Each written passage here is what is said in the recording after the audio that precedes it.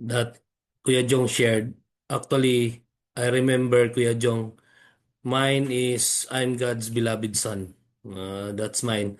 So, to connect with the question of Miss Jackie, actually, my I will focus more on my purpose, no, my purpose in the organization and as a person.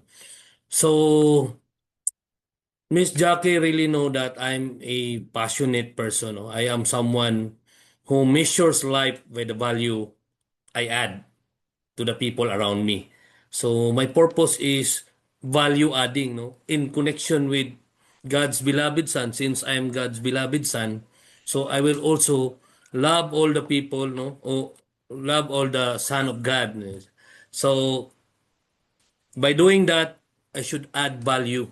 So when I add value in my organization, I create programs to make them better than I found them. So that's who am I?